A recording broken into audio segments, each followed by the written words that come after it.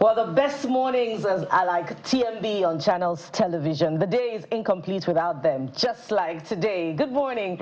Welcome to your perfect morning starter right here on Channels Television.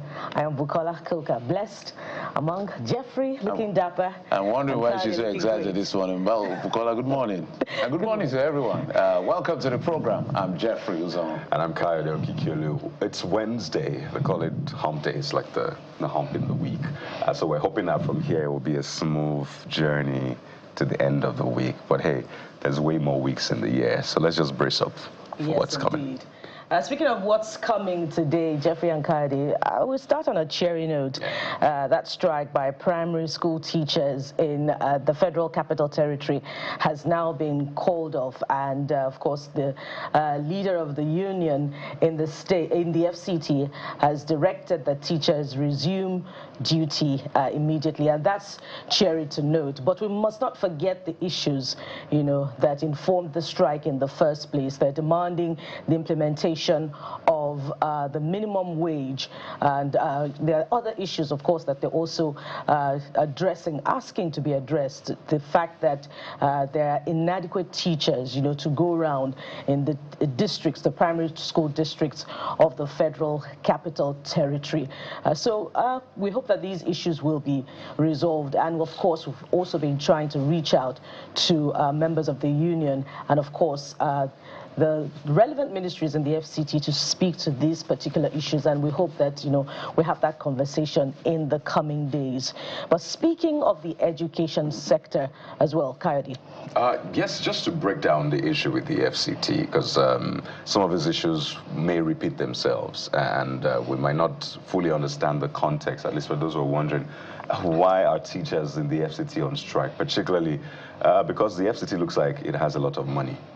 And it's judging from the projects that have been commissioned. Well, first, they're meant to resume today, right? So they're meant to resume immediately. So this is a message to parents, guardians. Your children are meant to go back to school today, because the communique that was released, jointly signed by the Union State Chairman, Comrade Abdullahi Shafas, Comrade Margaret Jethro, and the State Publicity Secretary, Comrade Ibukwandeke, says that they resume immediately today. But they say that this decision was reached as a result of the intervention of the FCT minister on July the 3rd, offsetting a total of 16 billion naira from a 10% internally generated revenue meant for the area councils, but it was seized for 6 months by the FCTA. Now, this money is meant to augment the payment of the new minimum wage for the month of June and 60% of its 9-month arrears. So this strike started on March the 24th, and today, July the 9th, they are returning to school. We should not be having these conversations. We almost had one with ASU, recall, but late yesterday, they said, you know what, we've sorted it, so everybody maintain status quo, do not go on strike. This is not a conversation we should be having in 2025, and I think it's a point you made yesterday, Jeffrey. Absolutely. I don't like having conversations around salaries. I think it's an embarrassment to have conversation around salaries when it comes to public sector. There's always money in the public sector. There's how you prioritize that money. And these are the basics. If you don't do anything, I'm not saying use your entire money to pay salaries, but you must pay people for the work they do, because it will even help you generate income on the other hand, because as you're paying them salaries, you're also, on the other hand, collecting taxes. And it's a shame that any state or the FCT will be talking about issues around payment of salary. This should never, I'm not going to applaud anyone for bringing them back to school. Whether it's the federal government or the FCT or any state, there's no thank you for making this to happen. Kayode and Bukola, I was looking through the budget of New York City. New York City, just like Etiosa, just like Ikeja, not New York State. The biggest budget of the state in terms of expenses is education, $24 billion. I'll say that again. $24 billion is bigger than the entire budget of the states in Nigeria put together. So why should we be having this conversation? So next. Yeah, indeed, we should ask why we should be having this conversation, and of course also put out a reminder that they're also going to be meeting afterwards to discuss a sustainable way of funding even after this agreement. So it is by no means certain that the issues have been resolved definitively. And why did the teachers have to go on strike before the approval of the disbursement of 16 billion naira? So we should be asking those questions as well. But there's more to talk about as far as education is concerned today on the program. The Joint Admissions and Matriculation Board and the tertiary education stakeholders have approved the National Minimum Unified Tertiary Matriculation Examination Score, also known as the cutoff point for the 2025 admission into the nation's universities. And of course, the Minister of Education also announced 16 years as the minimum age for admissions into tertiary education. But what is getting most Nigerians talking this morning is the cutoff mark for universities, for polytechnics, for colleges of nursing, and for, of course, colleges of agriculture.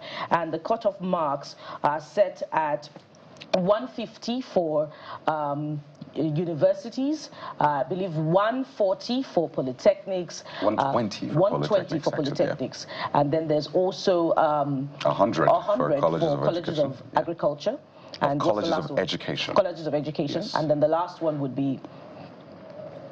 Yeah, pretty much. So 150 for universities, 120 for polytechnics, 100 for colleges of education. So that's from 150 to 100 for colleges of education. But I mean, let's take a listen to the JAMB registrar and the Minister of Education, who spoke on that issue and the minimum age for entry as well, which is now 16. So take a listen.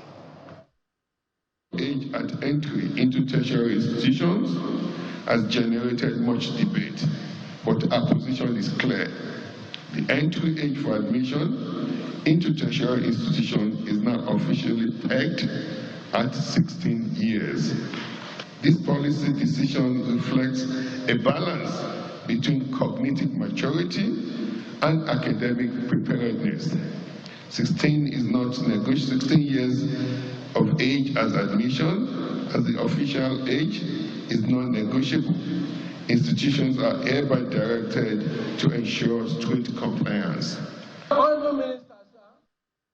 It's non-negotiable. I don't know what you would think about this. By the way, our question of the day comes up very soon. But that's not all. Here is the JAMB registrar also speaking to now the cutoff marks for the various tertiary institutions, from universities, polytechnics, colleges of education. So everybody is aware ahead of time. So here is the JAMB registrar, Professor Isha Koloyede, speaking to the cutoff points.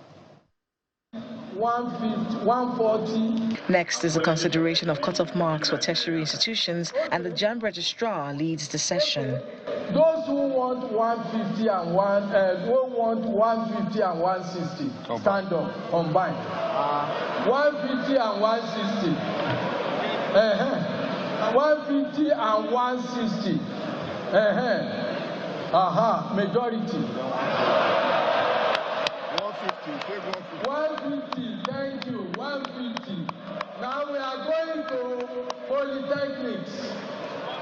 150, polytechnics. I know the university 150. University 150. The Minister of Education gives further clarifications on the resolutions reached.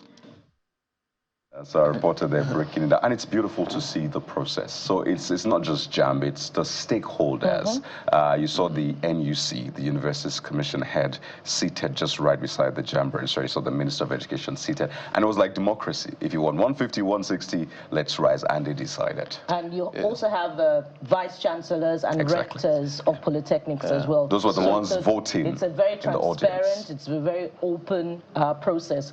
But questions are being asked about whether or not universities will indeed comply with this agreed figure, you know, when push comes to shove. Of course, there's also the possibility or the potential of the writing of post-UTME, you know, at that level as well. So will the bar be raised? But more importantly, are we raising the bar of excellence with this cutoff mark, or are we dropping it? 150 over 400, is it even, you know, at the average point? It's not at the average point. I don't know what, you know, was the cutoff mark when you wrote JAM. Yeah, because it's a conversation that needs to be had. It's the minimum. Yes. A university can choose to set it above that, but that is the minimum. That's the lowest you And can then go. another question that is being asked is, would it be a uniform figure across the country? Would you get further down, you know, into the hinterland or up north, and you have that bar, you know, dropped, you know, just to get some people ahead? I think if it's agreed by JAM, it's expected that it's uniform. It's unilateral in that sense. 150 for universities, polytechnics 100, colleges of education 100 as well. I think colleges of nursing sciences 140. Those are the numbers. But sometimes this JAM is more like a clearinghouse, if in that sense. It's just like a sieving system, just to check the aptitude, cognitive ability and the aptitude of the individuals who are coming into institutions, whether or not they are teachable. And then you can now scale down to which department they can cope. So sometimes somebody fails in this department, not necessarily that the person is not academically sound, it's just that you're in the wrong place. So you're expected to go to another place. So let's see how this plays out. So that's why we're asking that question. Should we have raised it? Should they have raised it higher? But I'm sure all of the stakeholders there, given the number of people that are applying into universities and the possibilities of several, there are some, as much as we're saying, university education, and I'm sure there are departments that are looking for students to come and study whatever it is they are doing. You know, some of these languages departments, it looks like when you go to those departments, it feels like, oh, the person could not go to maybe study English or linguistics, or could not go study maybe law, and that was what was available. So this is more like, okay, lower it a bit. When you come in, if you're not sound in this area, there are other departments that are looking for people. In case you're interested, we can also bring you there. So it's a double-edged sword. On one hand, it looks like they've lowered the standard. On the other hand, it's just a clearing system to get the people in, and then you can now choose which area. If you look at the top 10 students in the last JAM, literally 9 of them were from engineering. So that tells you a lot of things as far as the issue of ability. For me, Jeffrey, if the JAM exam, you know, tests for critical thinking, then the bar should be raised a bit higher, maybe to, you know, an average level. 200 over 400 is not bad. It's a calling, you know, to the student to step up to some form of bar for excellence, you know, such that we're not admitting students that are, you know, below the quality, you know, for the ivory tower level into those institutions, because 150 is well below the bar. Well, that's my own approach to looking at these things, Kadi. I don't know. That's why it's called, it's an aptitude. I understand where you go, but it's a bit of an that's why Nigerians will be divided on this. It's not a mark of intelligence or lack of it. In the long run, there are 2 million people and we can only admit 500. Let's say the best of the best within the confines of certain number of hours. You could do well today, you could do poorly tomorrow. So perhaps I feel that's why they gave that entry and saying we have 45 departments and 20 are saturated with people who want to study. What happens to the other 20? So come in first. And now we have not done our aptitude to show you that you're not fit for 20. Can you go for the remaining 20 that a lot of people are not coming into? Maybe not. I'm just giving my own 2 cents. The best students, if you look at the list also released by JAM, they're in the category of 373, 350. So why set the cutoff at 150? I think we can keep going on and on and on. There's no argument about, we're not looking at best students. Sitting on the fence on this one. No, I'm not. I'm just trying to soak everything in. I'm learning from my learned colleagues. I'm just saying it's a there's a reason why it's a clearinghouse, right? Just for aptitude tests. So I think that can just lead to our question of the day. Absolutely. And it's quite simple. The new cutoff marks released by JAM, again, which was decided upon by the heads of institutions. As you saw there, it was a democratic process. So it might be tricky to say that it was JAM that set the cutoff. It was actually the heads of institutions, the stakeholders, that voted on the cutoff. But the point is, the new cutoff, let us know what you think. Do you think it encourages academic excellence? What do you think? The cutoff was just approved by that meeting, JAM, the heads of institutions, Ministry of Education, the NUC. Does it basically encourage academic excellence? So you can send in your response, your thoughts to the numbers on your screen, which we'll see from time to time, and we'll get to take your responses before the show ends. So let us know, do you think it encourages academic excellence? Do you appreciate the thinking behind it and all of that? So let us know. But guys, that's not all we have on the program today. Let's get right into it, shall we? Yes, indeed. So we're starting off this morning with that planned protest, protesting against the issues of police reforms for retired police officers. It will be led, of course, by a former presidential candidate and activist, Omoyele Sowore. So what are the issues? The retired police officers are saying what they are getting as pension after serving for decades is, abysmal, and they're demanding better pension. So we'll have that conversation this morning. And it's not just for the retired ones. Even for those who are serving, the push is for every police officer to earn at least between 300,000 to 500,000. The eyes have it. The eyes have it. I didn't even put it to vote already. You're voting. The eyes have it. So it's a conversation. If we're bashing them for being irresponsible and reckless for the mischievous elements, now it is time for us to protect them, and because they are human beings and Nigerians like us. So the eyes have it. And if they're on the front lines, taking the heat from armed robbers, from insurgents, from bandits, then they deserve to earn a lot more. We're going to talk about that with Omoyele Sowore, who will be joining us. He's at the vanguard of this as well. Well, we'll go into politics. Coalition, the issue of coalition. We're not done with it. It's still the buzzword right now. And we're going to be joined by one of the persons within that coalition. Is this coalition for impact, or is it an aggregation of whatever it is you mentioned in your mind when I said aggregation? So at the end of the day, we will continue that conversation around what this coalition is really all about. But the big question will always be, can they upset the 2027 presidential election and take Tinubu back to Lagos? Or this is just going to be another smooth ride for him?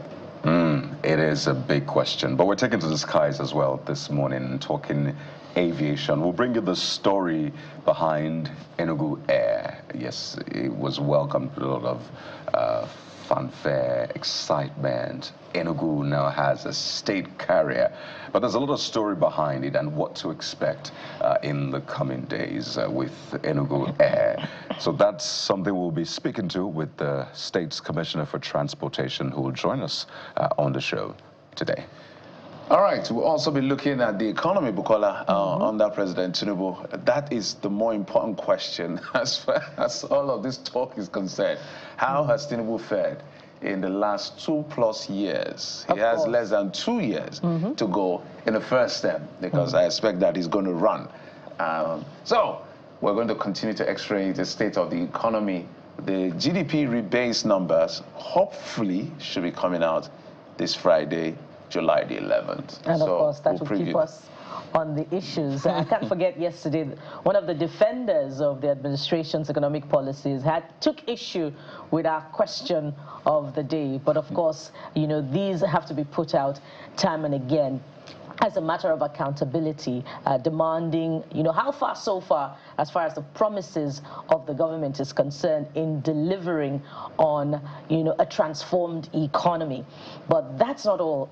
What also have you been saying about the big issues on the front pages? We'll get to that as well. Don't forget our question of the day. You can write to us, #CTV Morning Brief on X, and of course you can respond on other social media platforms. We're going to aggregate your responses and put them out before the end of the show. It's a yes or a no. Yes. We do yes or no, or we do on a scale of 1 to 10. Yeah, but today's question, like some of those explain. No. At least give us a yes or a no, and then you can add the addendum or the appendix. But maybe we'll go to the front pages of the dailies. Is that what we have next? Okay. Yeah. So let's get to the front pages of the dailies in just a moment. We'll be right back.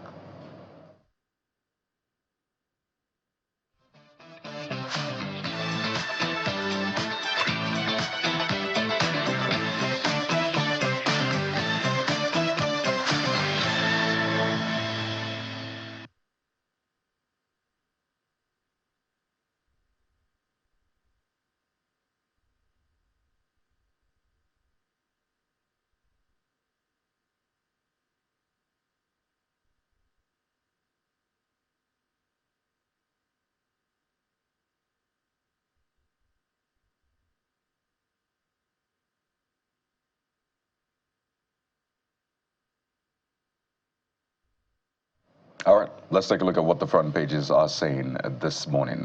You know, at this point, you can almost predict what the front pages are saying, particularly if you've been following the stories. So we're going to start right away with the front page of this Nigeria. And this Nigeria leads with something from the National Assembly. Now, when I say National Assembly, a lot of things come to mind. Lawmaking, yes, oversight, you know, the budget and appropriation process.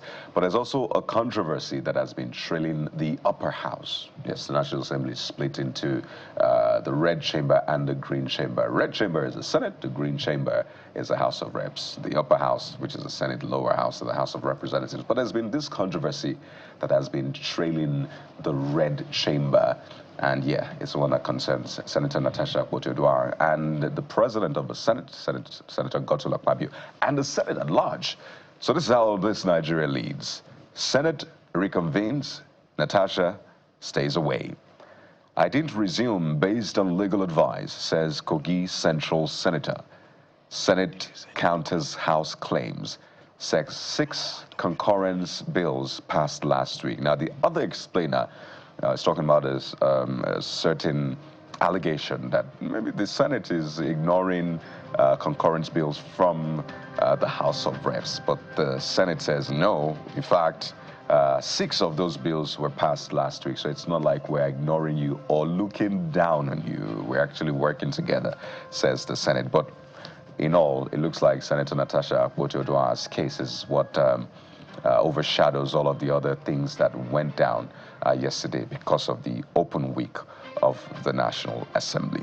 So that's a big story for you. We still do not have the certified true copy of the court's judgment or the pronouncement on the case. Has she been asked to resume? Was it an advice or a comment or just an opinion that the court gave? What about the fine that is said to have been handed down to her and the apology? All of that is still unclear. So it's okay and it makes sense that both parties are choosing to stay on this until some proper documentation is gotten. But that's a big story on the front page of this Nigeria. I'm happy the Senate is also responding to the House on the concurrence of bills, because the House had told them, if you do not respect us, we will not respect you. You're not higher than us. We're just divided by bicameral chambers. So should we stop that upper house and lower house thing? I was thinking about it on my way to work this morning. It's actually upper and lower house because there are things the Senate is by constitution meant to do that the House will not do. For instance, confirmation of ministers. It's not in the House of Representatives. That's so to that extent, one is then higher than the other. Well, I think it's just a bit of separation of duties in that sense, and also to be able to double check, if you will, and more representation. You know, if we were to do the Senate, we would just have 109 persons in the Senate representing the entirety of 200 million people. So for me, even if there is supposed to be a scrap of any of the chambers, I would prefer the Senate to be scrapped, because the House of Reps is a bit more representative, but the Senate gives a bit of equity. So whether your state is 20 people or 20 million, you get 3. You have 3 persons. In terms of balance, that is fair. Equality, I think that's what I was looking for. But when it comes to House of Representatives, it differs as far as a more even spread, yes, in terms of representation. It depends of on the people. population.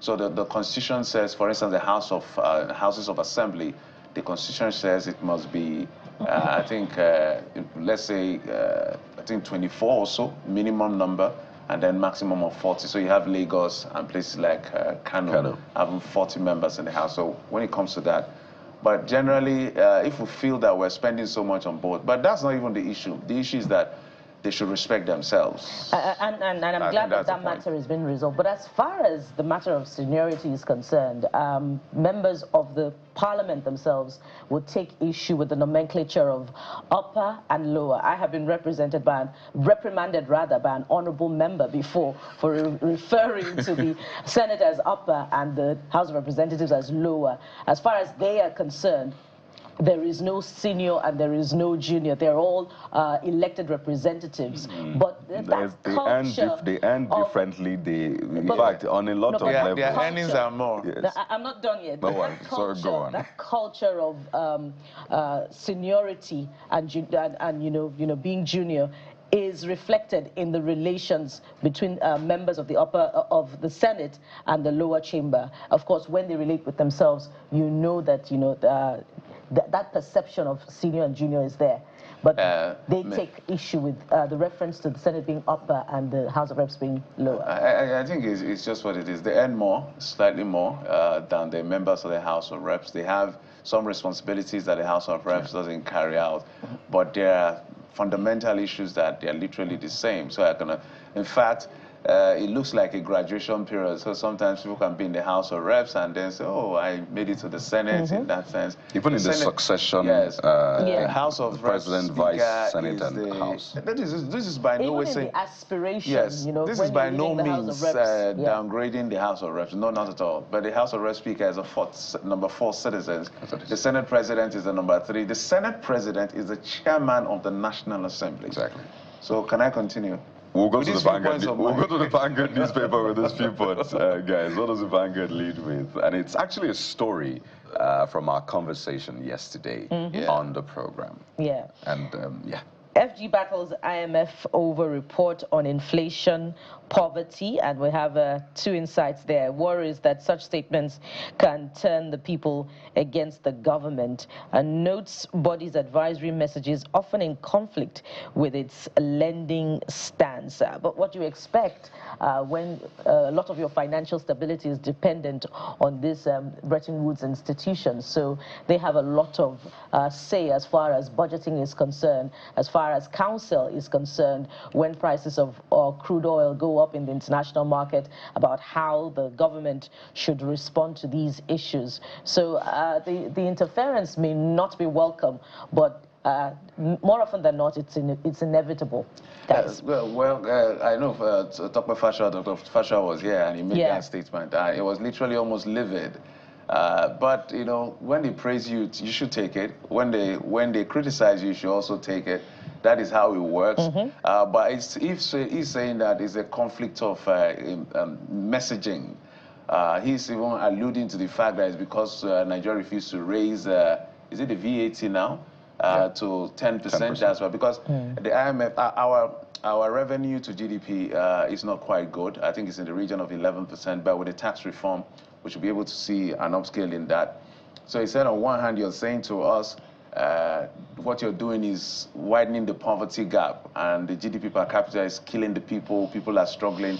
On the other hand, you're also saying that we should ramp up revenue. What exactly are you saying? But I think they are saying the same thing. Look for an ingenious way to balance both. I asked a question, and I'm going to ask, I asked a question to someone yesterday.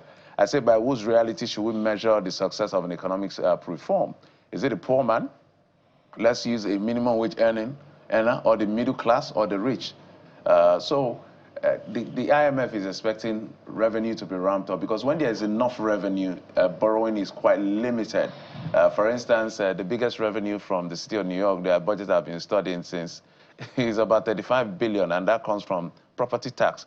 35 billion is the size of our national budget. Jeffrey, are you planning to move in? Are you planning on moving to New York? I'm just really... Because the way you are studying the budget, I'm just indirectly reminding Governor Sowore and the Lagos State government. So when we're comparing cities in some things, I'm just telling you, look at your mates, Your Excellency, and how things are done in that area. So that we can aspire to do. So the budget for instance, environment is bigger than the entire budget of Lagos State twice. Okay, I don't want to go there. I'm saying we have a revenue problem. At the risk of being seen to be defending the administration, according to Dr. Fasha yesterday, it's a bit too early in the day to make conclusions on these things, because the administration is working hard at reforms to expand the economy, one of which would be the tax reform law, which will be implemented next year. And as a result, of course, all of those funds will be mopped up, and revenue generation will be more impressive from that time. Hopefully, but we're going to hold the administration by that defense, of course, when that time comes, and see, not just the mopping up of those funds, but the prudence in the management of the funds as well. Yeah. I think the ADC is the next paper, Kari. The Nigerian Tribune, The Nigerian which leads with ADC. Oh, I didn't see that. Okay. Nigerian Tribune, my apologies. 2027, yeah, that's the new buzz right there.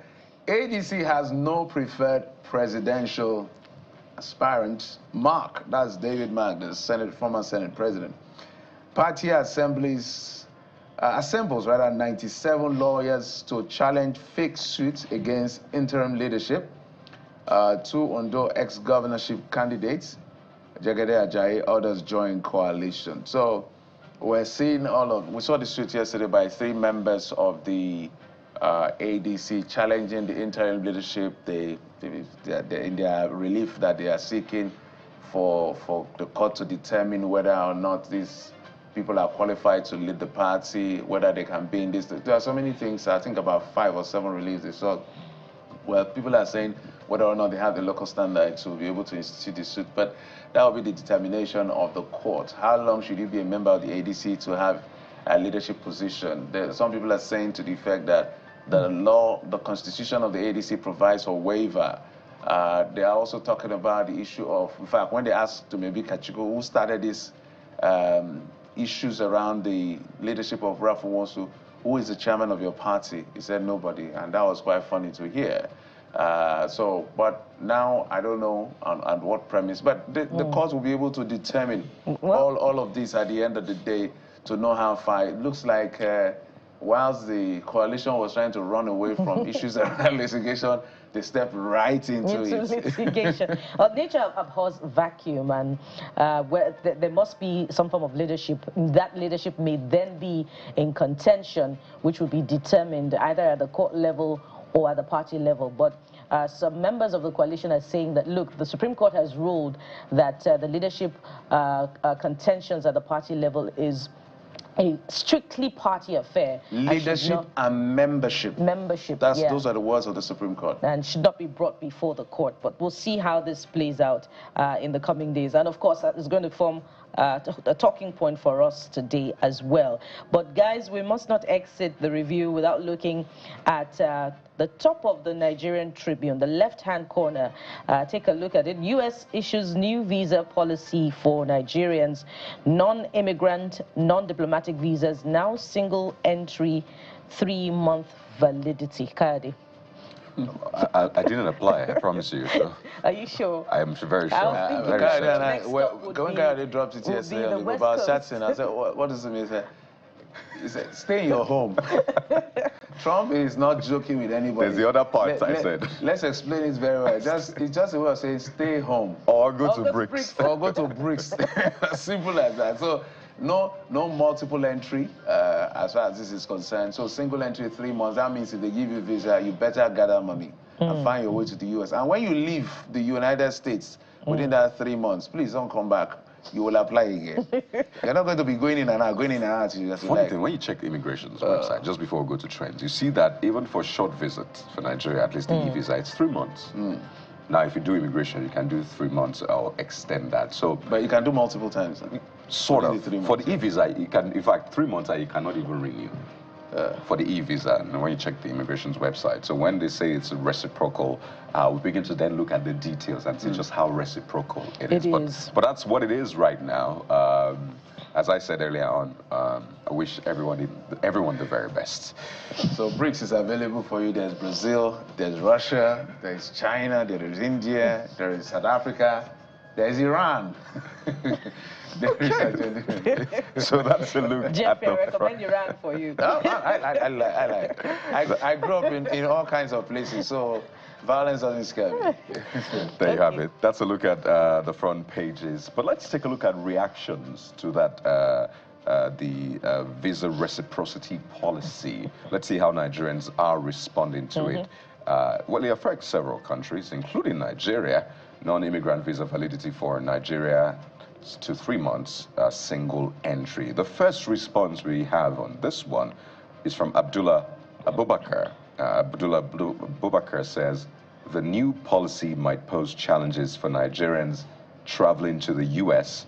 Single entry visas with 3-month validity could limit flexibility For individuals with multiple trips planned, hope this policy gets reviewed soon to ease travel between both nations. And optimists, who is also Ajishebutu Oluwatu, says, I don't have issue with a reciprocal visa policy. It's fair to all concerned. However, can the U.S. also do refunds for visa denied? A fair point there, you know, and it's not just for the U.S. visa, for all other categories of visa as well. You know, the costs that it comes with, and more often than not, the applicants do not get the visas, and they have to apply over and over again. I imagine some Nigerians may have spent, you know, an arm and a leg to secure a visa.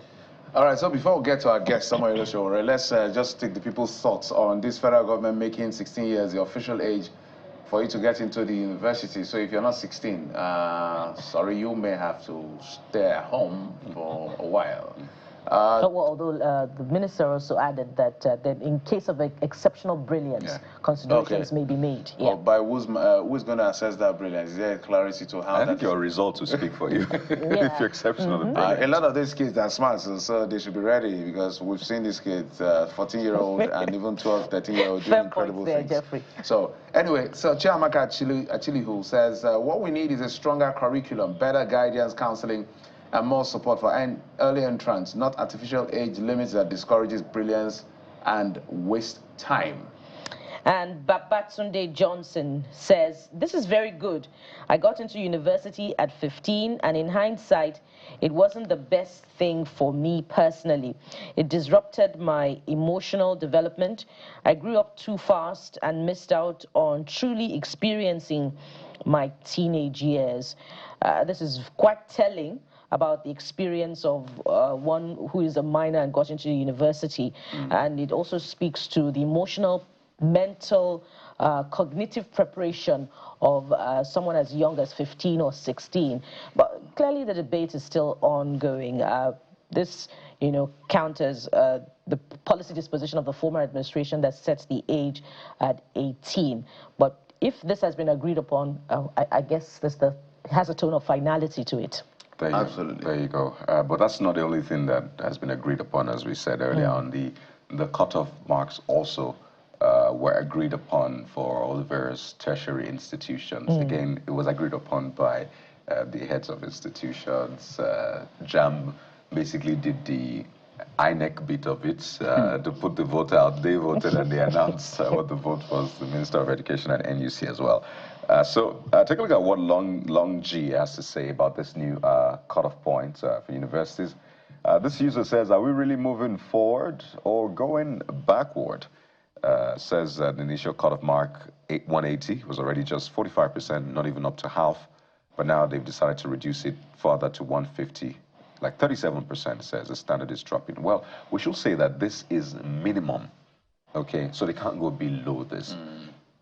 Individual institutions can choose to say, well, and that's what they've always done. They say for medicine, this is a cutoff point. For engineering, this is a cutoff point. For law, this is a cutoff point. For psychology, this is cutoff point, maybe 450. I think you can also look at it in the reverse. The university is saying, no matter how you want to come low, don't come lower than 150. Exactly. And the standard of education has not changed. It is the quality that has changed. You still need 5 credits to go to university. That's where standard comes in.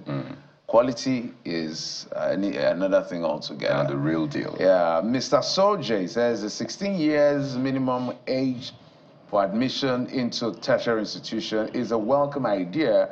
Meanwhile, certain cutoff marks for institutions may never be feasible, as each institution may vary theirs according to the performance of candidates that choose them. That's what Kayode was trying to say. So this is the regulator or the clearinghouse saying, no matter how low you want to go, don't go below 150. Anybody who can make it on 150. It's also possible you could make 150 and you don't get to school, because the university will set a higher benchmark of entry. So that's as clear as crystal. Bukola, you have the next one. Which is for another talking point. Jeff from January 2026, Nigerian banks must report any account with over 5 million monthly transactions to the Federal Inland Revenue Service, and this is part of the new tax which will have law. changed Which its will have name. changed to Nigeria Revenue Service. Yes, indeed. Nigeria Revenue Service, NRS. Kazim Boluatife Plenty says, well, this move could boost tax compliance and help widen Nigeria's revenue base, a needed step for national development. However, without proper data protection and fair implementation, which is at the crux of it, by the way, it may scare off SMEs and informal businesses trying to scale. Trust and transparency will be key, and that's a fair point. But of course, there are other, potentially beneficial areas of the new tax law. Yeah. It's implicit fiscalization. So the whole idea of the tax bill, which I have taken my time to extensively look at, is to the effect that it's going to help the government in terms of revenue and tracking of data. So SMEs, you are not meant, if you're doing business less than 50 million in terms of turnover, that means your sale, your revenue, not your profit. You're not necessarily supposed to charge anybody VAT, so you're not remitting VAT in that sense. And when it comes to how you're spending, in fact, the rich people are the people that are really the trouble the tax authorities have, not SMEs and small middle-class people. Those ones comply a little bit more, but the very rich and all of that. So now the way they want to fiscalize and do all of these things, even if you're trying to hide with your BVN and as long as you do electronic transaction, the tax authorities will come and tell you, in 2020, whatever, you spent 10 billion. You may come and deny, I spent only 1 billion. No, we have your records. This is how much you spend. This is how you did. They'll be able to track you and say, okay, your tax is not balancing out. And they know how to reconcile. That's why we have the ombudsman as well to do all of this. And for the salary earners as well, yes. Jeffrey, those earning below 800,000 yes. are now exempt. Well, some of us were pushing for 150, 200, but it's the first phase. I just feel that with the economy right now, 150, 200 should have been fair, but the start is about 80, 90,000, which is almost about #1 million in the whole year. Right. You're exempted from personal income tax, which is called payee. Now that we're talking salaries, guys, I think now is a good time to have that big conversation around the welfare of men and women of the Nigeria Police Force. So we'll take a moment now. Don't worry, we have more trends for you. A certain APC member who had brought a snake, what happened and what has been done. We have more for you, but let's talk about some other issues. And we're starting off with welfare of Nigeria police officers, both serving and retired. We have joining us next, Mr. Amoyele Sowore. Stay with us.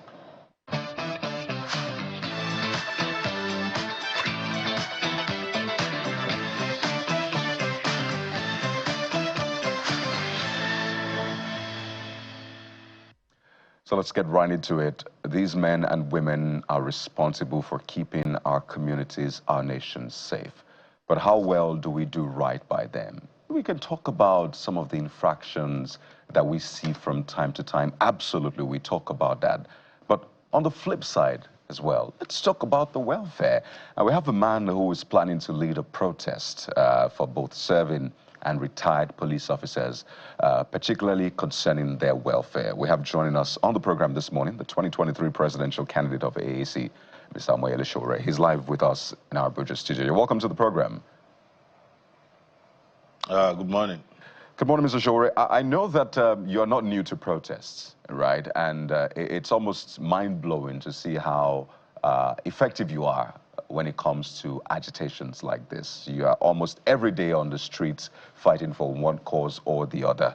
But why is this one important to you? And what is the goal, really, for police officers? Because some have said they've seen you come under, some sort of, well, I call it brutality, whether mild or otherwise, from some erring officers, and you've recorded some of those things. But this is you now fighting for the same police officers. So what has inspired you to do this, and what is the goal? Well, I think this happened in 2023 or thereabout. I was actually accosted by a police officer, and I was trying to record the transaction or the encounter. And then when he realized I was the one, he said I should park, and he wanted to discuss something briefly with me. I thought he was going to ask for a bribe, and he said, look, I'm going to retire in a few weeks, and my retirement take-home pay will not be more than 2 million naira. And this guy was, I think, a senior police inspector, and I was blown away. So how's that possible? You work for 35 years, and all you take home. I think he was even saying it was 1.6 million naira. That's his gratuity, and that following that, he would probably have another take-home of about 35,000 naira monthly pension, and I was just shocked by that. And I asked him more about that, did some research. So I've been talking about this since 2023.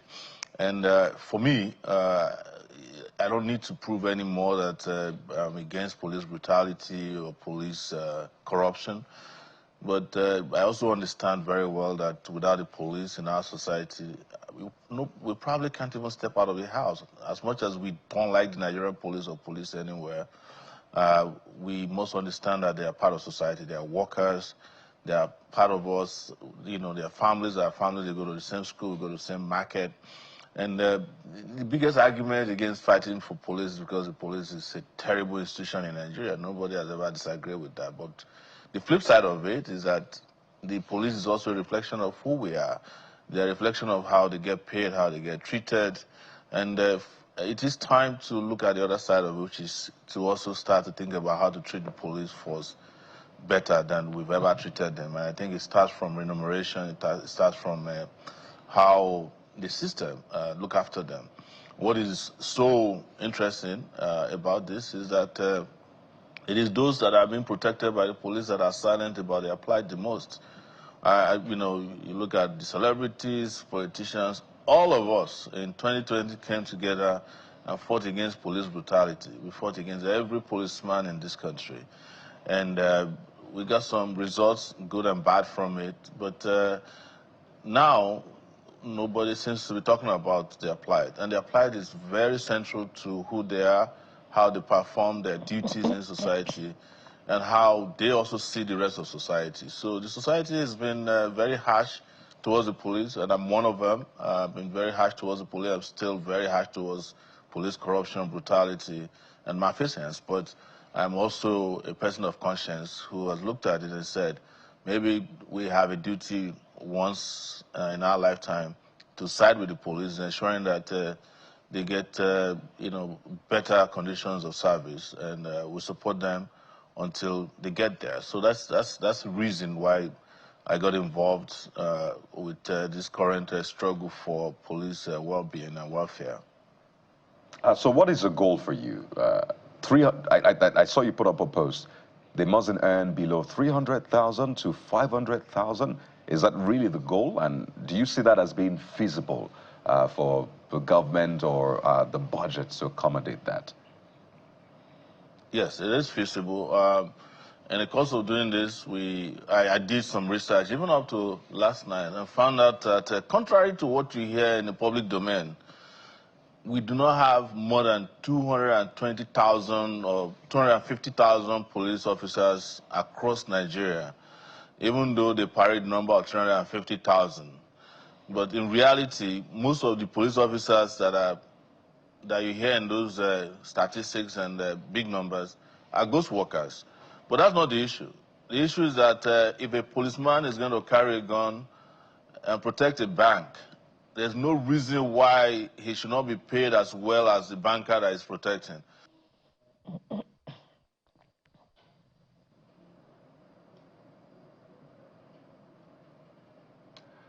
All right. We'll reconnect with Mr. Sowore because it's an important point being made there. In fact, it's not just those they protect, the kind of ammunitions they get. You're giving them an AK-47 that costs thousands of dollars. But more importantly, that AK-47 can take a life that you can't put a cost to in that sense. So I think it only makes sense to do right by them. And I believe that Jeffrey has also made that point before at some time on the program about how much it costs to manufacture those weapons, how much it costs to ship those weapons, and then the weapons are handed over to those who would manage them, and those who are managing them are insignificantly, remunerated. It's just an unfair irony, of life and disposition at, executing most of the time government policies that we find it difficult to understand.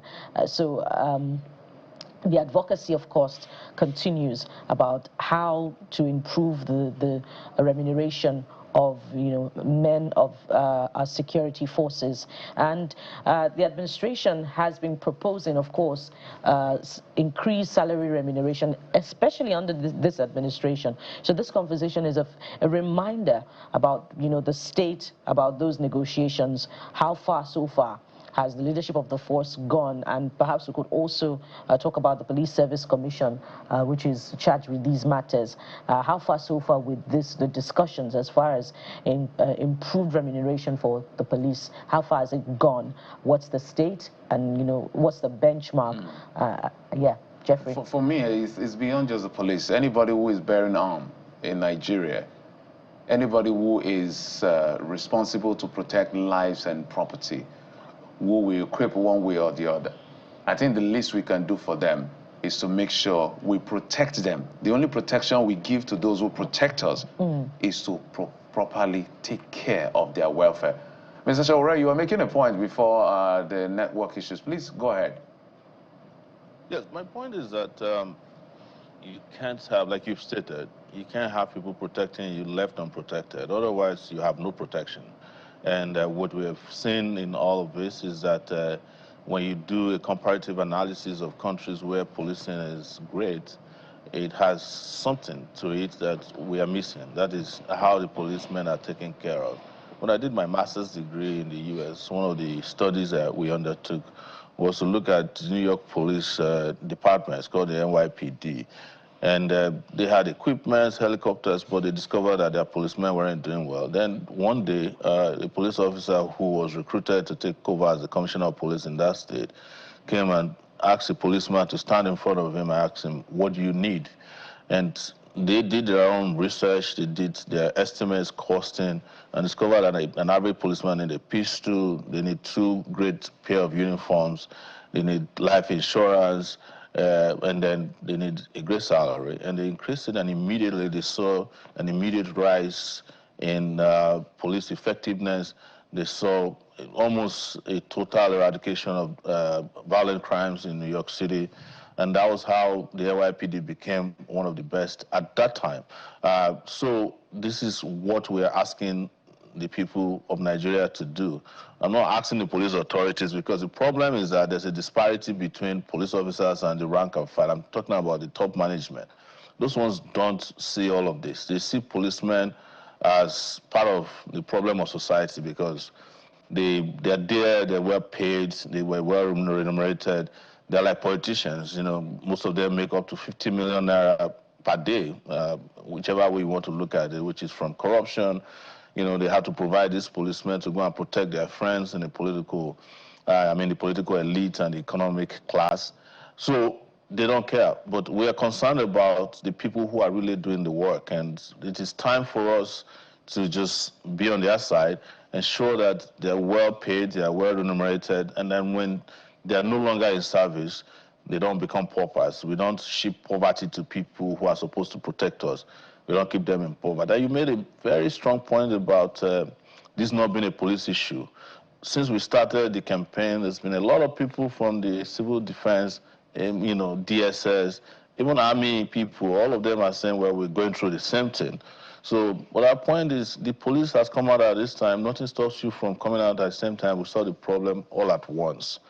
There is no reason why we have this kind of income disparity or revenue disparity between those people the policemen are protecting and the policemen that are protecting them. I mentioned earlier that an average senator takes home 30 million naira per month. But the senator can't leave home except they're accompanied by the police. So why is it that senators are taking home 30 million per month and the policeman can't earn 500,000 naira per month? And what is 500,000 really? Maybe about $300 a month. That is what some people earn in a day, somewhere else, not in Nigeria. But the interesting thing about it is that there's a Police Pension Limited, a company that manages their pension. The pension company An average worker there makes about ₦1 million per month. That's the least that they make. And the people whose pension they are managing are dying of poverty. Sometimes you just wake up in this country and wonder if anybody is thinking or if it makes sense at all that people just wake up and don't want to do anything about the most basic things about how the country is run. And for me, it's not just the police. I've talked about teachers before. This was my motivation in 2019 for proposing 100,000 naira in minimum wage. Yes, policemen are carrying arms, but there's no policeman that probably can become a policeman without a teacher. So it applies to all workers that we must radically look at how much our workers get paid. Otherwise, we'll wake up one day and discover that we have no policemen protecting us, and that would be doomsday. Yeah, a very fair point, Mr. Sowore. We've looked at the valid arguments. Now, let's look at what may be the problem. Like most institutions in the country and in many countries of the world, they're intolerant to dissent. And in fact, your medium has reported in the past that the police sacked 6 officers for participating in a strike demanding a fairer remuneration. And in fact, on your X handle, you're reporting that there have been arrests of about 3 inspectors from an unspecified division in Lagos State for participating or for planning to participate in this protest. So what's going to be different this time around about this protest? In spite of the obvious danger of losing their jobs, are these officers, ready for the consequences?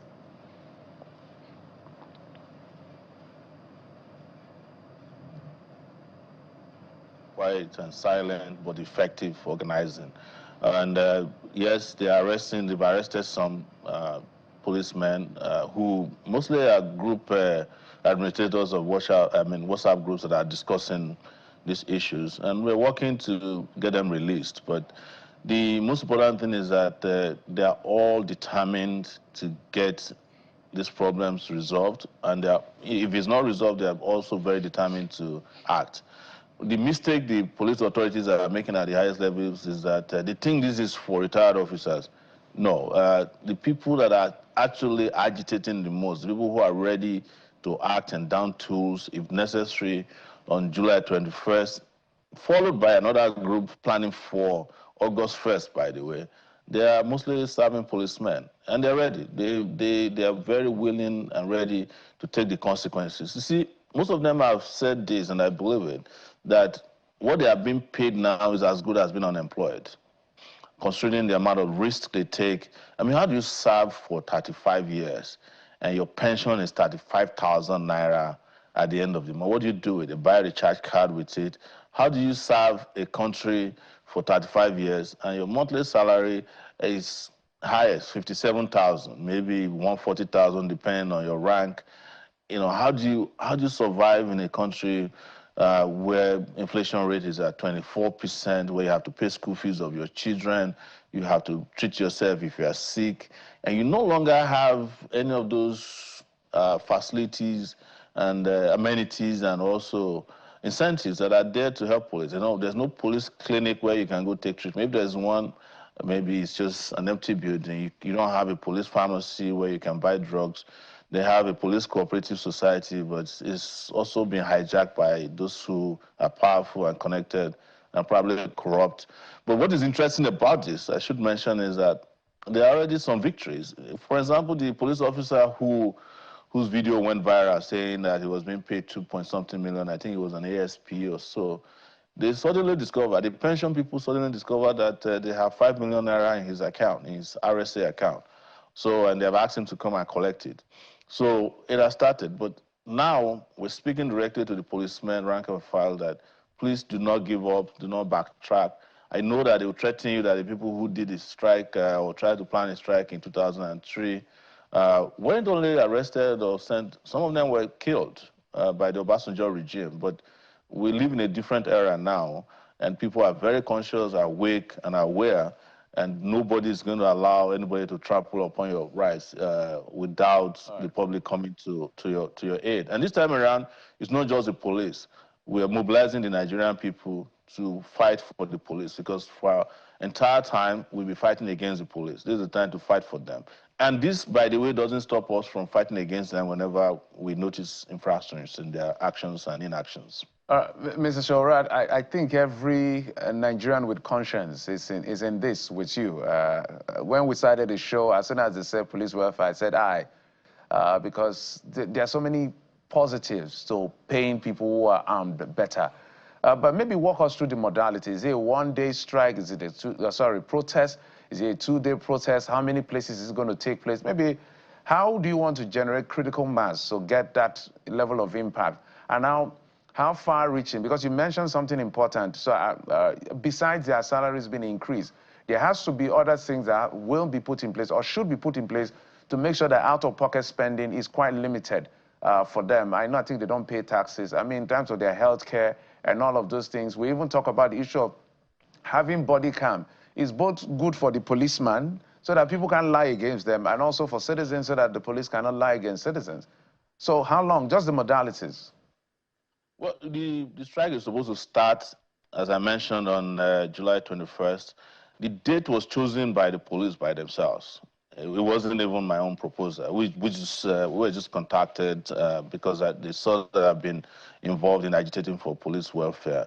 And but that's the starting point. And the modalities for policemen to down tools on that day. When I say tools, we're not saying don't wear your uniform, but don't just work.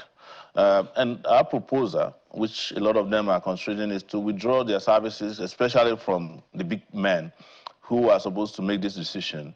If the IG of police finds out on July 21st that he wants to go to work and there are no policemen to drive him or carry a gun and follow him, he will think twice. He will know that these people are serious. If they go to police station, they find you there and you say you want to report something and you say we're not working today until they address our issues, they'll think twice. And for those who may not be able to participate, ask your family to participate. The retirees are expected to go to the state commands across the country and take over the place in sit-ins peacefully. Don't molest anybody.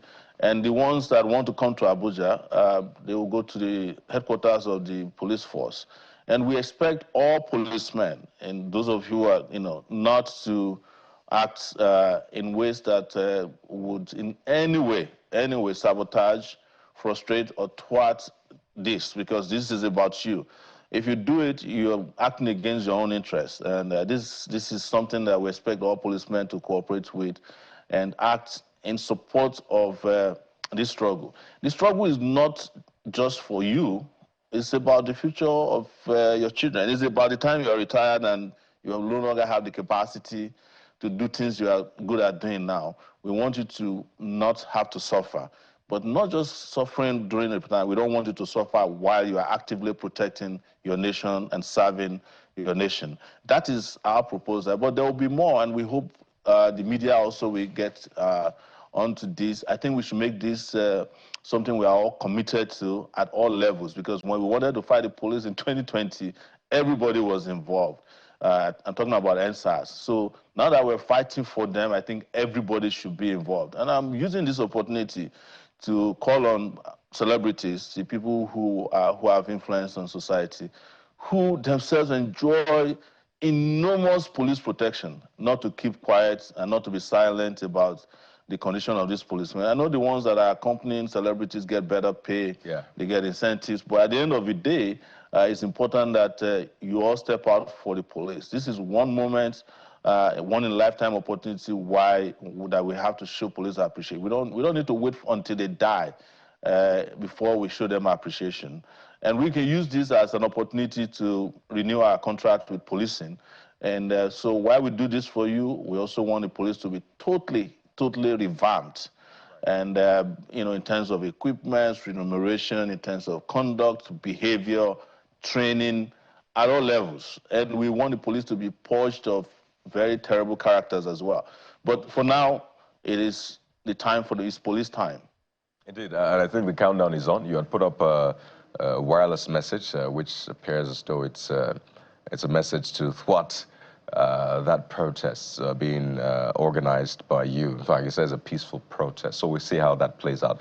But there's no how we'll have a conversation with you, the leader of the AAC, a presidential candidate, without getting a feel of your, at least of your perspective on the political situation in the country. I know you've spoken about the coalition and what you think about them. You've listed the names of the members of a coalition and what you think about it. But you seem to agree, at least with the coalition, on the fact that something needs to give when it comes to governance in the country. So if you were to give a condition, a set of rules to the coalition or a group of politicians who may want to work with you, maybe they've seen your pedigree and the work you've done, they say, this is a great man to have on our team. What will those conditions be, Mr. Sowore? You know, for me, the issue of a coalition is a personal issue, to some extent. Of course, there's also a general issue about governance and about politics. But there are just too many people in the coalition that you are mentioning that I can't even sit across the table from, I mean, personally, without being tempted to act out of my own personal character. So that's the issue. I cannot ignore those things. I can't ignore so many of the people in the coalition who have done Nigerians dirty, who have done what is regarded as evil. People who we know have no conscience, they have no character, they have no pedigree. There's no amount of conditions you can give to them that will make them wash their ways, or change the way they have behaved or the way they used to behave. These are typically people whose way of life is doing evil, doing bad, being corrupt, shortchanging the public, being selfish. So there's no condition that is available for them. The only conditions I have are those ones that will help me help the Nigerian people, those of us who want the country to be saved, both from the people who are ruling the country and the ruling party, and those who are planning to come and pounce on the Nigerian people. These people have all sat at one time or the other. You know their story. I've documented. Why probably I'm different is that I have documented their lifestyles. I've documented their ways of doing things. I've documented the capacity, and come to the conclusion based on empirical evidence that any country that's leaving the current ruling party and hands its future into the hands of members of the coalition you are mentioning, that country or those kind of people are only moving from destruction to perdition.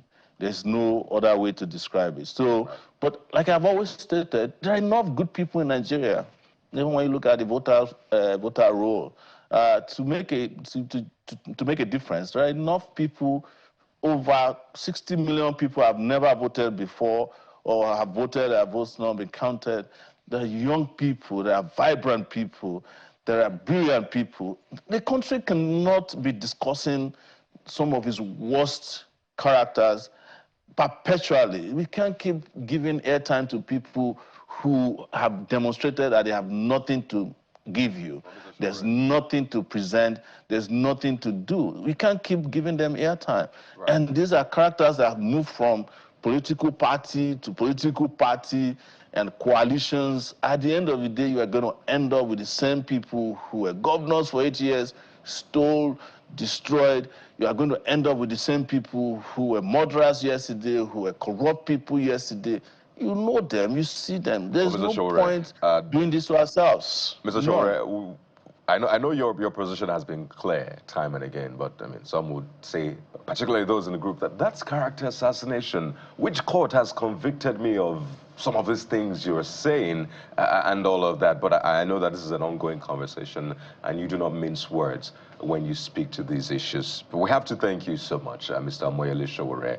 Clearly, we'll be having you back in the coming days and weeks to speak to issues of politics, governance, and of course, human rights issues. So we've been speaking with the presidential candidate of the AAC in the 2023 election and the leader of the AAC, Mr. Amoyele Sowore, who's also publisher of Sowore Reporters. Thank you for your time, sir.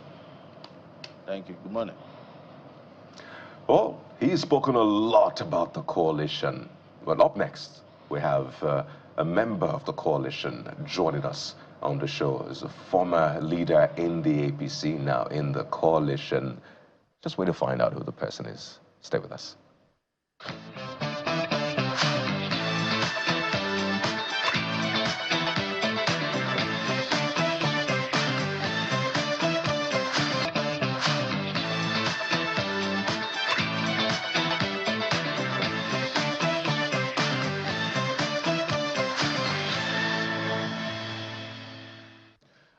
Welcome back. Let's talk about the coalition. Well, they have now been enmeshed in yet another litigation. But let's bring in our guest who is going to espouse this conversation even further. Saliu Lukman is a former APC National Vice Chairman Northwest and a member of the ADC coalition. Mr. Lukman, thank you so much for coming on the program. Thank you. Good morning. I think let's start off from what the 2023 presidential candidate of the AAC talked about. I mean, Sowore. He said when we're asking about the fact that if he was to have a conversation with the coalition, at least to have a sit down and talk about what are the possibilities in the nearest future, immediate will be 2027. What will it be? His response was very clear and straight. And he said, look, he can hardly even sit down with those of you in the coalition. And he said, he mentioned a lot of things about you that I may not be able to repeat, but I guess you heard them as to the effect of these are not the people he wants to deal with. And that seemed to be the narrative of a couple of other people when they pick out elements in the collective to say, are these the kind of people Nigerians want to look at as an alternative? How do you respond to all of this integrity profiling of the coalition? Well, I think it's an issue that we've been responding to. One straight answer is that the reality is that angels are not going to descend from heaven to fix the problem of this country. Nigerians have to be the ones to fix it. And all of us, we have our strength, we have our weaknesses. One of the things we have tried to do in the coalition, in negotiating the coalition over the last 1.5 years or more, is to be quite open and engage leaders based on a strategy to recognize that we all made our mistakes and we all contributed in one way or the other to the problem of the country today. And therefore, having recognized that, we are setting ourselves up in a way that will overcome some of the mistakes that has been made in the past. And which is why, you see, most people focus more in terms of election. And the reality is that election is just the easiest component of the democracy. The most important component is the structure which is put in place that will hold elected representatives accountable. So yes, we have succeeded so far in reaching agreement that all opposition leaders will be in one place in the ADC as members of the coalition. But this is the beginning of the work, which is about building a party that will substantially depart from the past and ensure that not just when we win election, even before we win election, we are able to regulate ourselves, we are able to put rules in place which will be respected by all. This is the negotiation currently going on. So, Mr. Lukman, if you acknowledge that angels will not descend from heaven to form the coalition, do you concede that it is sinners who make up this coalition currently, and as many have said, those who have failed Nigerians in the past? Well, the question of failing Nigerians in the past is a subjective response. I mean, yes, people have made their mistakes, no doubt about it, but like I said, our major preoccupation now is what do we do moving forward, which is why when people begin to engage us based on, for instance, who is going to emerge as the presidential candidate. I mean, look, the whole business of forming the ADC is just starting now. Yes, there is an entity recognized by the law as a political party, but the structures are yet to be put in place. This is the negotiation going on now to put the structures in place. And the other issue related to that is the whole agenda with which we are going to confront Nigerians and seek to get their mandate, to elect us in 2027. And for many of us, this is where we will really indicate whether we are going to depart from the past or not. If it is all about painting the APC and President Aswaju bad without substantially coming up to present practical proposals that will move this country forward, I think we will be setting ourselves to repeat all mistakes and disappoint Nigerians. So related to the whole issue of angels are not going to descend from heaven is the acknowledgement that we must endure, we must try to do the hard work of really negotiating among ourselves, which is why, for instance, when we say everybody should suspend the declaration of ambition, we are not saying people should suspend the declaration of ambition simply because we want them to swallow what they want to do. No, we are insisting that the first thing will be to now put rules in place that when you declare and promise Nigerians, you can be able to deliver what you promise. Look, we are coming from a recent past. Mr. I was part of APC from formation. It's inevitable that... Okay, you can land on that point. Yeah, I was part of APC from the beginning. We promised all manner of things, and we end up becoming a disappointment. We don't want to repeat those kind of experiences. We don't want Nigerians to have another situation whereby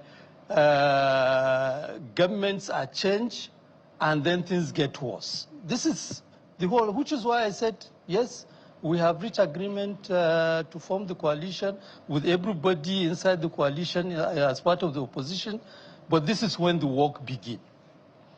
So it's inevitable that we're going to discuss who gets what, because already members of the coalition are declaring their ambitions contrary to the limitations put by the leaders of the coalition on that particular action. But let's ask you, because the last time you were here, it was unclear whether you had resigned your membership of the All Progressives Congress. You were former National Vice Chairman Southwest of the ruling party. So have you turned in your resignation of the APC and have formally joined the ADC? No, that is very clear. I've resigned my membership of APC. I'm a member of ADC now. So I think that should answer your question. Okay, so let's go to the coalition and declaration of interest now. We've had former Minister of Transportation, Rotimi Amechi, declaring.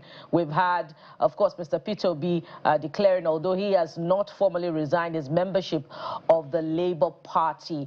But, of course, there's also the advancement of northern interests amid this coalition subject matter. We've had other members talking about the need to advance a northern candidate, to challenge the ruling party, the All Progressives Congress, as a strategy similar to what the current president himself had pursued in the past. Is that the position of the leading figures of this coalition? Because that has also been, what was put forward by the presidential candidate of the ADC in 2023, which he said he kicked against when it was presented to him. So is that the position of the coalition, to put forward a northern candidate to challenge the APC? Well, first, let me be very, very clear from the onset. There is no discussion about the question of presidential candidate in the coalition up to this moment. And our position is basically whoever, and that is the first test of whether we will be different from the existing parties or not. Whoever will be the candidate of the ADC must win the primary. is the first test of whether those aspiring are in the first place Democrats or not. So, and this is the issue we are engaging all of them. And the other test which we are putting to all of them is that their ambition must go beyond their personal expectation. It has to factor the reality facing the country. They have to come ready to be able to make the needed sacrifice to move this country forward. As it is, look, we have to be very, very honest. You know, where the country is, it's not simply about presenting candidates. You know, and honestly, I will be I've been saying it, which is, I am not engaged in a popularity contest among leaders, you know. I always put forward to them that, look, as far as I'm concerned, it's not a question of trusting leaders. You know, it's not leaders must earn their trust. So the best way leaders can earn trust is to be able to show humility, that they are ready to subordinate themselves to the wishes of members of the party. Like I was saying just a while ago, coming from APC, having a situation where we trusted leaders and they end up becoming emperors today. Look at what is happening in APC. Everywhere you hear on your mandate, on your mandate, on your mandate. I'm not going to stand on anybody's mandate. I want the person to always subordinate himself to members of the party, always seeking to get clearance in terms of whether they are doing the right thing or not. That's the kind of template that we are looking for. And I think as Nigerians, we must resist the temptation of setting up leaders in a way that they become very arrogant, believing that it is either them or nothing, you know. And that is the kind of negotiation that is right now going on within the coalition. And it's a very difficult negotiation, I must confess, you know, but we are very confident that in the end, we will succeed in presenting a common candidate, because the argument we have put across, and it's not any, even coming from 2023, that is the reality. Once the opposition leaders are divided, if by 2027, out of the opposition we present more than one candidate, it's as much as granting victory to APC and President Asuwaju. So as much as possible, we must keep the opposition together. So, and in keeping the opposition together, it's not about asking anybody to step down. It's not about saying this is the preference of the coalition. It's about now putting the principle that as Democrats, everybody must seek to win the support of majority. Mr. Lukman, you know, and once that is achieved, every other person must support who wins. So that's the principle. You've acknowledged, Mr.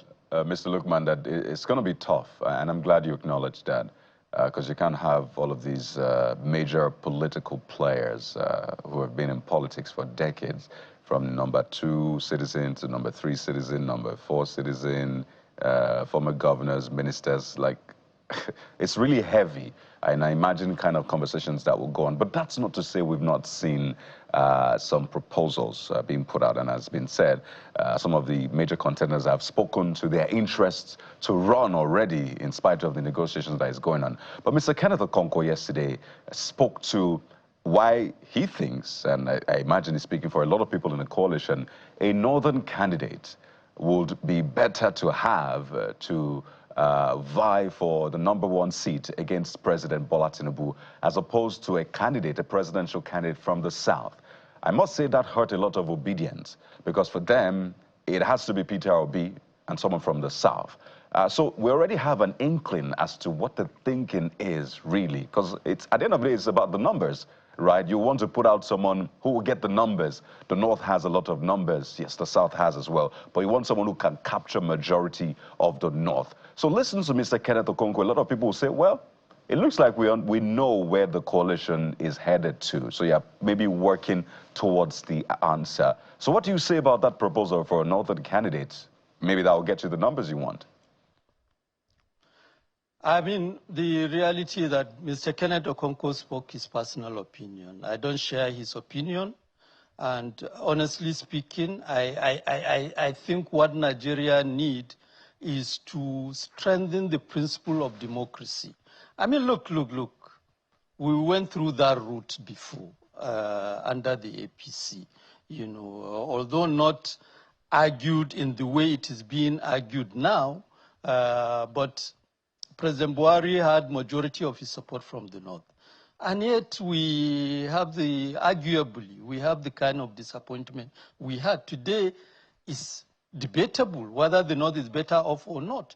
So my personal position, and with due respect to everybody from the North who is aspiring to be president, my personal position is that, look, let the person justify that he is the best candidate. And so also, I have argued this before, even as recent as yesterday, that look, in the case of the obedient, they must also avoid the mistake of 2023. They were all over this place, making all manner of argument. But one of the limitations of the obedient is that when it gets to the crunch, at the decisive moment, they become absent, which was why Peter Obi suffered the kind of problem he had.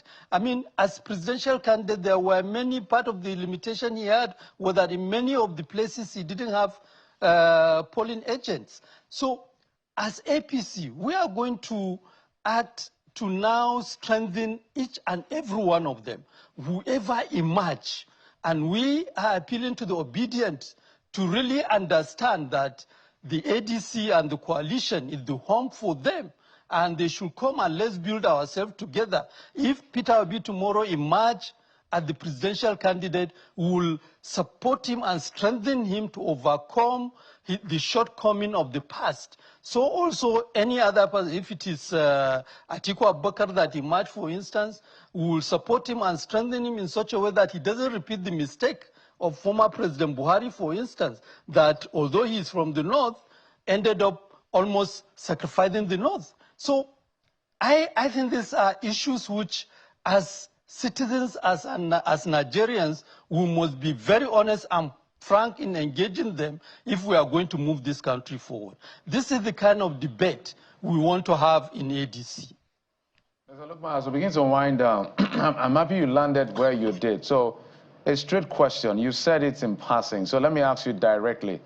If Mr. Peter Gregory Obi emerges as a candidate of the ADC in your primaries, whenever that happens, would you be supporting him? I've said that. I don't think I said that in parables. I said that very clearly. We will support him. You know, we will strengthen him. We will work for him and ensure that he is able to defeat President Asuwaju and the APC. So I think it's a straightforward answer. All right, just a last one. The challenge is that he needs to win the primary.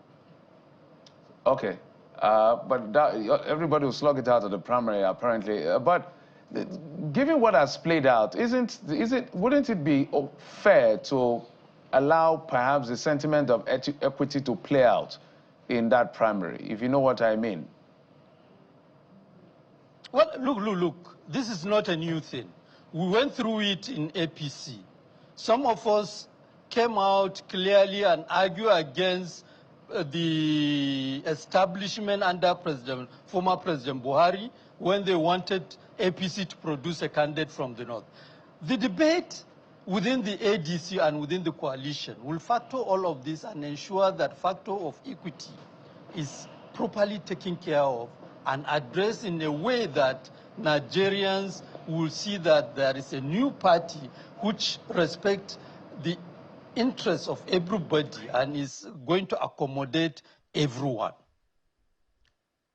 Well, Mr. Salih Lukman, on a final note, so what's in it for you at the end of the day? Would you be running for governor under the ADC, the National Assembly, or you'll be a party man? So is that the goal? Be a party man or party executive, or run for elective office?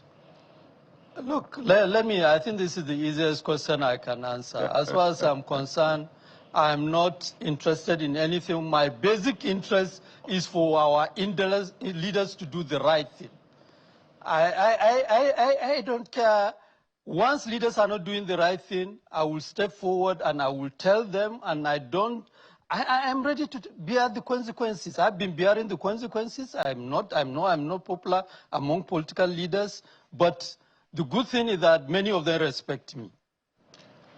Well, you've spoken well as a party man. Mr. Salihu Lukman, former vice chairman of the APC Northwest, now a member of the ADC, that's the coalition. Thank you, sir, for coming on the program. We appreciate it.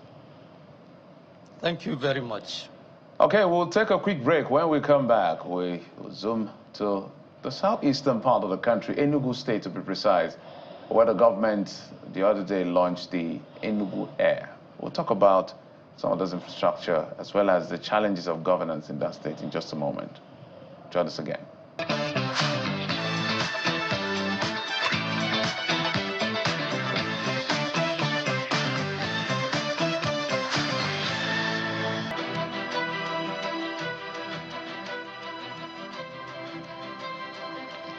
Welcome back to the morning brief, and we head over to the subnationals now. And just 2 days ago, Enugu State launched Enugu Air, becoming the second state to now own an airline. Of course, we know that we have Ibom Air, so we now have Enugu Air, and that has come with a lot of commendation from across Nigeria. So let's look at what went into the establishment of this airline, and of course moves to getting all other requirements for full functional operation. And joining us on the program is the Commissioner for Transportation in Enugu State, Mr.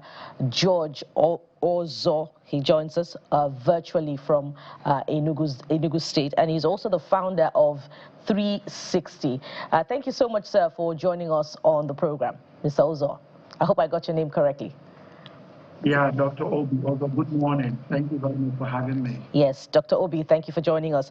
First of all, let's start, by setting the tone. Help us understand what went through into the establishment of Enugu Air and up until the launch before we look at the other nitty-gritty.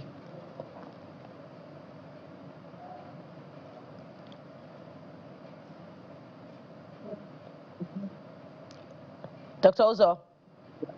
Yes, I'm here. Yes, go ahead. Did you get my question? No, sorry.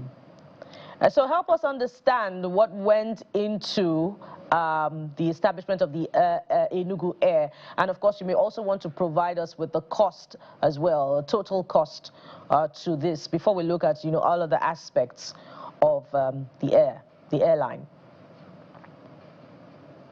So the airline is just part of the Governor Peter Bartlett administration grand approach to lifting the people out of poverty and growing the economy from the current $4 billion to $30 billion. We have a lot of teeming educated youths, and what we really need in the state is to create an enabling environment for them to be very productive and add to the economy. So transportation, of course, presents that key opportunity, whether you think of the buses, the electric taxis, the bus terminals, the rail, and of course the airline, which we're discussing today. The goal is to create over 20,000 jobs before the end of this decade within that transportation sector. And of course, transportation is the vein that through which economies are powered. And having air transportation, especially for this southeast region that are predominantly business people and traders, is critical to be able to give them access, not just within the country, but also outside of the country to go about their business. So turning Enugu into a hub is the key strategy behind this. And so Enugu Air is going to be operating with XCJet as partner and operator of the new airline. So how long will this partnership, last before Enugu Air takes over full operations? Yes, of course, the airline belongs wholly to the people of Enugu State. We didn't lease we did an outright purchase of these Embraer 170s and 190s, and we have our air transport license, but we're still in the process of completing the AOC process, and for now we are being powered, and our operator is Exigent, and we hope that in the next few months we complete that AOC requirement. However, the arrangement we have with our operator, especially since they have made their mark in aviation, not just within Nigeria, but even running ACL alone, is to support us between now and the next 2 years. That is what we've agreed on while we build that capacity to be able to operate these important business, of course, through partnerships as well, so that it's sustainable. Okay. So, Doctor, let's look at some of the areas. Great idea. I think there's Ibom Air, there's Cali Air. I don't know whether that's still operating. That's from Cross River State, and now there's Enugu Air. It looks like a lot of governors are now building airports across board. So tell us what exactly is going on because I'm looking at the area of business sustainability. Traffic is what drives these kinds of venture and enterprise in the broader sense. What is going on in Enugu that you think that this airline is absolutely necessary? Is this just a status symbol, or it was responding to a need? If you have visited the Enugu in the past 2 years, you notice that it will actually take you almost 3 days to find to buy a ticket, because people have been coming here since the Mbara-led administration solved insecurity to a great extent. So you've seen that we built the International Conference Center, which is hosting a lot of conferences, including the upcoming Nigerian Bar Association MBA conference in August. So we're expecting over 3 million visitors per annum in the state. And even if you were to just have do a rough calculation, you will need over 80 flights landing in Enugu on a daily basis to be able to cater to those. So because of the different things we are planning in the state, the tourism, the hospitality, opening our economy and serving as that regional hub within the southeast and even across Nigeria, you need to be able to be proactive in ensuring that you can be able to actually support all this growth. And what we are focusing on now is even just the Golden Triangle, being able to move business people from this region to the Lagos, to Abuja, then within Abuja to Lagos, and of course, shortly cover the entire Nigeria and also take them to do their businesses across West and Central Africa and the rest of the world.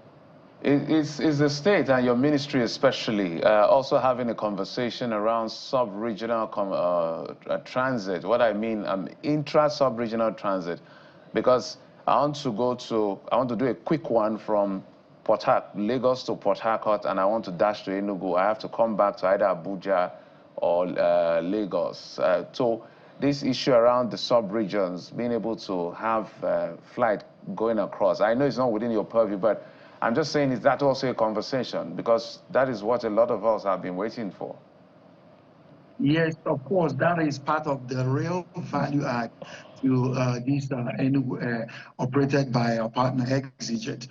Because think about it, today, as you mentioned, somebody from the south, Port Harcourt, cannot come to Enugu directly. So we want to be able to have the appropriate aircraft that will be able to take people from Enugu to Port Harcourt and back and forth. And it's not just even in the airline, even in the land transportation, with the procurement of 200 CNG buses, which will be commissioned in a few weeks. And also, of course, the 2,000 electric cars and the regional rail, the 135.5 kilometer of regional rail that connects all the city within the southeast, of course, joining the national line that is coming from Port Harcourt, going all the way to Maiduguri. So, Dr. Ozo, when you look at the conditions for, certification of an airline, you would see that that is the real work, of, operating an airline, the training, the applications, all of those requirements. And this is the heart of the conversation, really, such that beyond this enthusiasm and the furore about the launch of Enugu Air, it doesn't go the way of Cali Air and Imo Air that are non-operational at this point. So why has the government did not prioritize meeting the conditions of the AOC before the full launch? Yeah, of course, part of what you mentioned, which is key, Enugu is being piloted by an entrepreneur. The governor, of course, is a big-time player within the oil and gas space. And all the team he has assembled, most of the people are coming from an entrepreneurial space. Most of them are well-known, of course, business people. So the key thing, of course, is that we need to be able to open Enugu up quickly. And while we are running the process of the AOC, we've already secured our air transport license, which allows you to operate, but of course, under the guidance of an AOC holder. It doesn't really stop the process. Of course, how entrepreneurs think is different, right? And the key thing is that allows you to ease into that sector gradually. And that's why we started with just 3 regional aircrafts. And then gradually you scale in terms of machines and also in terms of scope of service. So, but in the next few months, we'll be completing the AOC process. But there is absolutely no challenge in actually working with your ATL and with an AOC holder who can also guide you, especially since you're a government, guide you so that you don't make unnecessary mistakes that we've seen that prone the industry in the past. Right. I want us to speak to, well, the major issue now. So when people are trying to consider what airline to fly to their destination, primarily they think of the cost, they think of just how reliable the airline is. Are you going to leave at 7 a.m. indeed, or 7+2, depending on what happens? So speak to us. If I want to fly to Enugu today from Lagos, what is the average cost? And what is your assurance of reliability, punctuality, that when we say we would leave at this time, would leave at that time? And if we don't leave at that time, this is what you should do as a flyer or a customer, that is. Yes. So, of course, what you asked is the key thing, right? Because for a state and a sector that is being piloted by entrepreneurs, we understand the importance of reliability. And safety, reliability, and comfort is at the heart of what we're trying to do with Enugu Air. What you see there is that, of course, you have to have spare parts, appropriate strategy for spare parts repairs. You have to be able to hire people and spend a lot of money in training them, and also incentivize the right culture. So do you want to incentivize a load factor, basically a revenue, or do you want to incentivize safety and reliability? And what this administration has chosen, and the promoter of Enugu Air has chosen, is to prioritize safety and reliability. And as the governor even mentioned during the launch program, that if he is 1 minute late, that they should please shut the door, and he will go back and learn his lesson and start coming on time to board the Enugu Air operated by Ex-APC. So how much, in terms of cost, average now, are you looking at? Because you're coming into a market that some will say with a lot of players, and they know how to play that price game. So if I want to fly what's your cheapest ticket, let me say, and what is the range? What are you hoping to achieve with the price range? So if you try to buy a ticket now to Enugu, the price will currently be, if you're buying within 2 days, it'll probably be around 150 to 180. If you're buying a day before, it will be about 220,000. Our price is about 110,000, because the goal for Enugu Air is not just to charge, but also to allow access, to become that regional hub, to allow businesses to go in and out, moving them early in the morning to go about their business in different parts of this nation, and also making sure that you bring them back in the evening to be able to be with their families. So, and having that reliable schedule gives business people comfort to be able to plan accordingly. Yeah. Well, we hope that that will indeed be the practice and standard operating procedure of Enugu Air as it begins operations, so that it's not business as usual, in line with the practice of airlines in the industry. But congratulations once again on the launch of Enugu Air, and thank you for being on the show. We've been talking with Dr. Obi Ozo, the Commissioner for Transportation, Enugu State. Thank you for coming through on this one. Thank you very much. And so we have more for you on what you're saying about the big stories on the front pages of social media. And there was an unusual one just yesterday, and Kadi is going to unveil that one shortly. Kadi. Well, this one dates back to February the 8th. So an APC member in Kebbi State, is said to have brought a snake to the government house. His name is Sonny Giant.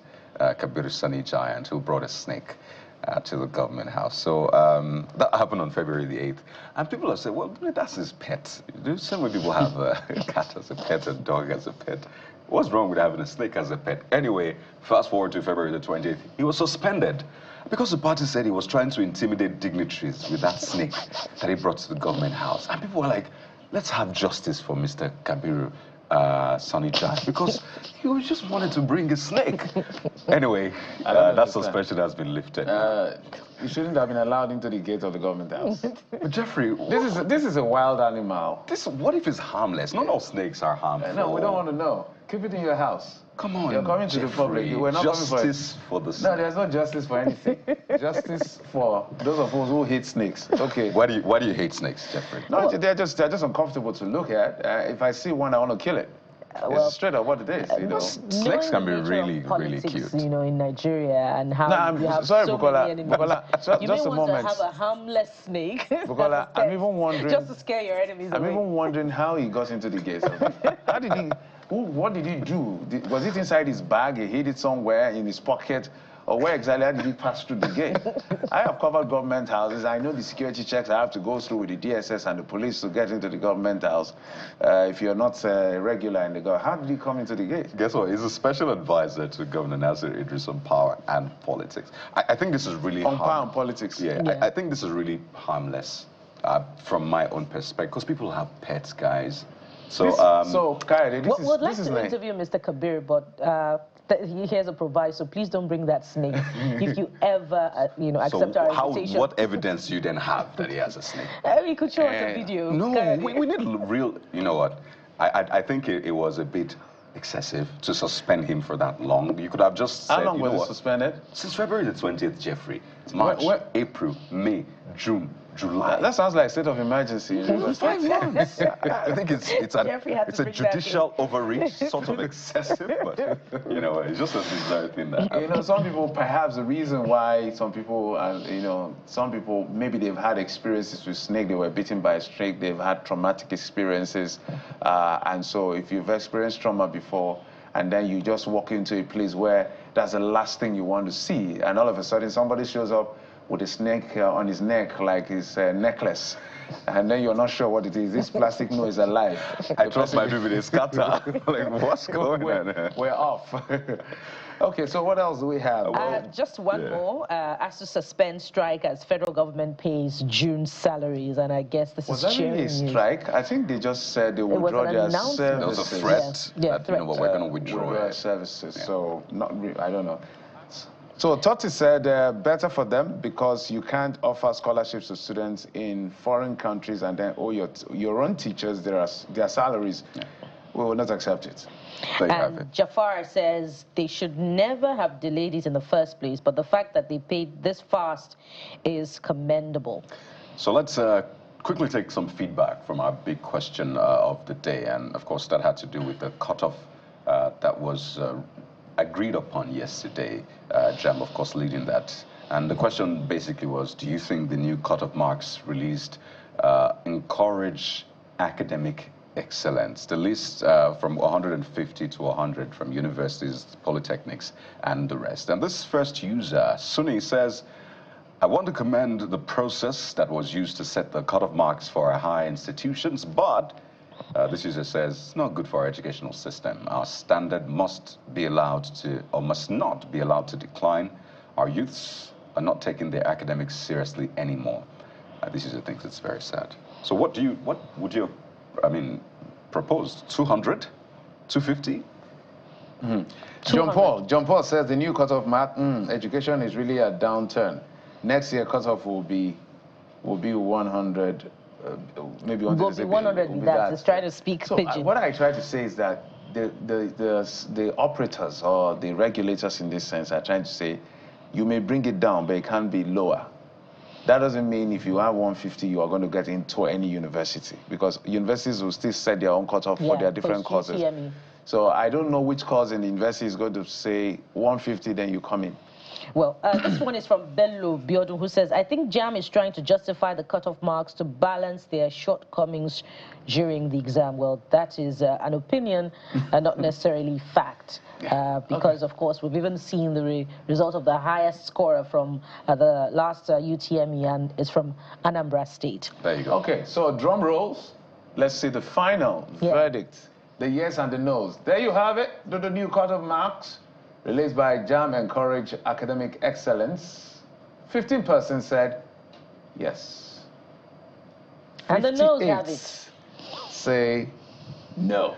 You know, we would have a proper conversation with JAM so they can explain what the cutoff means. Because for a lot of people, they don't really understand what a cutoff is, okay? Schools, if you want to get into medicine, guys, you're not going to get into medicine at 150.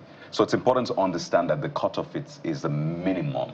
Schools have a clearinghouse. The lowest benchmark. But I think the point should also be made about the quality and well, maybe standard quality education quality as well. More. We need to clearly do more. Quality should be more. Yeah. Standard has always been there. All right, that's it on the program. We really should do more, yeah. That's it on the program. Thank you for your time as always and company. I'm Jeffrey Uzama. Bye-bye.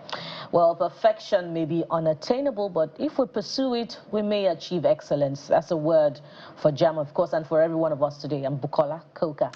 Sunrise Daily is next. They have a bumper package for you, right? I'm Kayode Okikelu. Have a great day ahead.